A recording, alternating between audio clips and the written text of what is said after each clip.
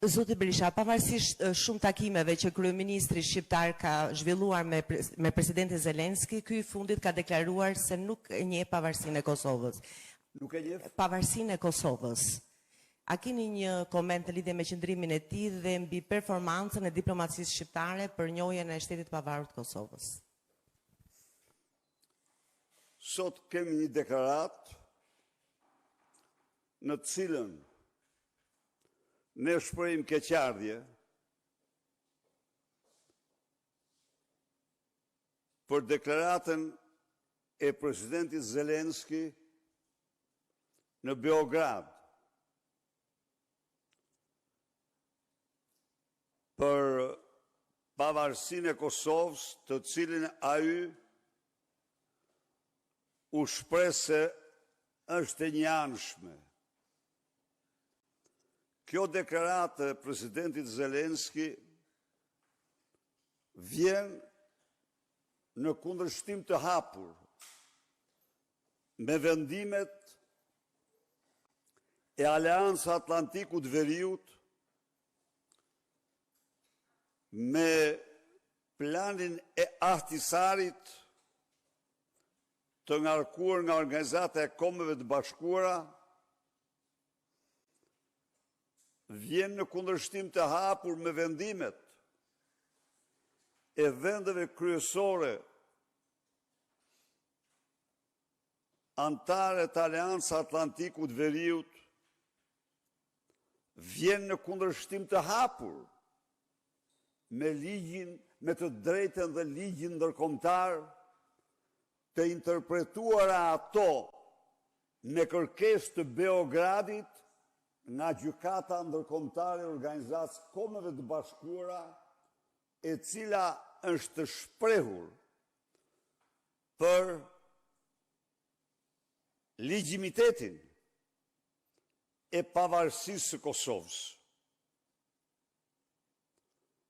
Por nga ana tjetër, deklarata është dhe një aspekt tjetër jashtë çdo konteksti historik. Shqiptarët janë një komb mik me kombin Ukrainas dhe në Shqipëri dhe në Kosovë ata janë solidarizuar plotësisht me luftën heroike të popullit Ukrainës në udhëheqjen e presidentit Zelenski kundër agresionit barbar rus. Kurse Serbia gjerë para pak kohëve ishte kali i Trojës i Kremlinit në Ballkan. Është Rusia e vogël, e cila në mënyrë të pamohueshme shërbeu dhe vazhdon në një farë mënyrë të shërbej si prapavi e fuqishme e Rusisë në Ballkan. Edhe në këtë kuadër, deklarata e presidentit Zelenski është jashtë çdo konteksti dhe mendoj unë interesi për vendin e tij, ndaj dhe Partia Demokratike e cilëson atë një deklaratë krejtësisht pa vend, krejtësisht e papranueshme dhe do thosha një deklaratë fatkeqe në një vend që s'duhet bërë kurrë dhe për pavarësinë e Kosovës. Mariklin Kumen nga MCN-TV, në vijim të pyetjes kolegës, a duhet që Shqipëria të ndryshojë qëndrim karshi Ukrainës pas kësaj deklarate dhe cila do të ishte masa proporcionale që do duhet të bënte Shqipëria? Për deklaratën e presidentit, mendoj se mendoj se shqiptarë dhe Shqipëria duhet të mbeten të palkundur në mbështetjen e Ukrainës ndaj agresionit rus. Në qoftë se presidenti bëri një deklaratë të tillë, ne nuk harrojmë dhe ne nuk pranojmë këtë deklaratë, por natyrisht nuk mund të bëhet fjalë që ne të ndryshojmë qëndrimin ndaj agresionit barbar rus ndaj popullit Ukrainës dhe kombit Ukrainas që po bën një luftë heroike në fakt në mbrojtje të pavarësisë dhe të integritetit. Kjo temë, zoti Berisha, të paktën ashtu sikurse thon artikujt e mediave gjermane, presidenti i Serbisë Aleksandar Vučić ka ftuar Zelenskin që t'i bashkohet nismës së tij me Edi Ramën për një antarësim pa të drejta të plota në Bashkimin Evropian. Si e komentoni këtë?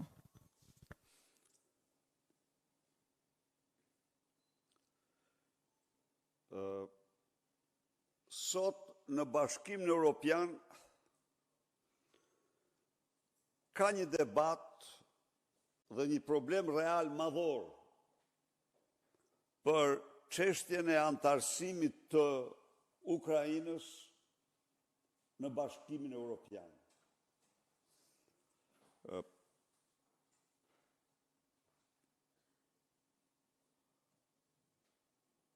Qëndrimet janë nga kërkesa e Kievit për antarësim të plot tek propozimet e bëra nga kancelari Merz, i cili propozoi fillimisht në rast se, jam tamam i sakt, propozoi për Kievin, për Ukrainën, statusin e një vendit të asociuar. Nuk ekziston kjo në traktate, por ekspertët ligjor nuk e quajtën të pamundur. Statusin e një vendit të asociuar me një seri të drejtash të garantuara, qoftë në komisioner, qoftë në vendimarrje e tjerë. Por në këtë propozim, kancelari Merz propozoi një status më të pakt, jemi realist, për Shqipërinë dhe Serbinë, të cilat mund të kishin statusin e vëzhguesit, observer, në të cilin përsëri këtyre vendeve u njihen disa të drejta më shumë nga këto që kanë tani, por vëzhgues dhe sipas rregullit, ato nga vëzhgues do të kalojnë në asocim, nga asocim në antarësim të plot. Të gjitha këto, të gjithë të sipar, jemi realist, e hapen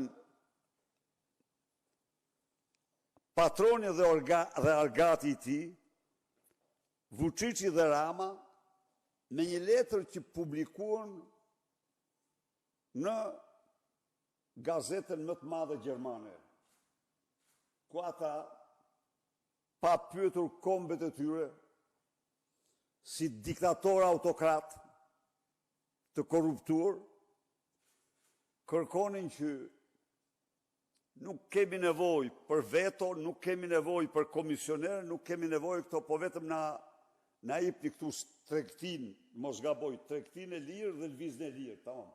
Po. Gjë e cila ishte një propozim në vlerësimin tim i bërë thuhet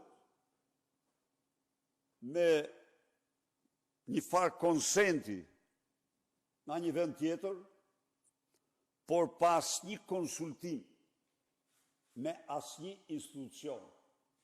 në mënyrën më autokratike. Këta që bën këtë propozim, ta treguan fytyrën e vetë si diktator autokrat që shpyesin për vullnetin e qytetarëve të tyre.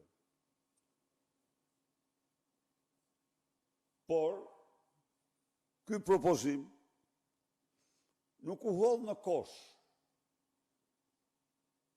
Ky propozim në një mënyrë jo si që propozuar nga këta, por për shkak të problemeve të mëdha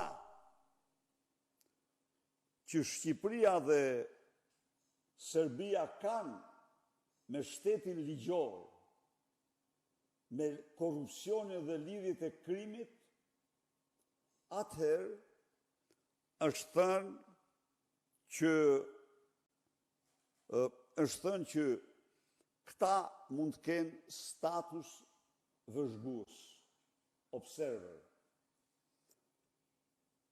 Më vonë, kancelari Merz dhe presidenti Macron bën një letër drejtuar vendeve tjera anëtare, sepse duhet një miratim i gjerë për këtë dhe duhet që ekspertët ligjor të gjejnë hapësirat në traktate.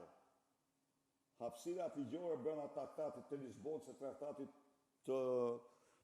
traktateve që mbi cilat bazohet i fundit bazohet Bashkimi Evropian. Nuk e di, nuk kam dieni se ku janë këto. Ndërsa kërkesa e Vučićit që Zelenski të barazohet me Serbin, shqesharakë, sepse Serbia faktikisht ka një pozicion, Ukraina ka një pozicion më të fortë se Serbia në këtë aspekt. Kjo është. Dhe nuk besoj që të ketë shpreh ndonjë simpati ose ndonjë miratim për këtë propozim. Faleminderit.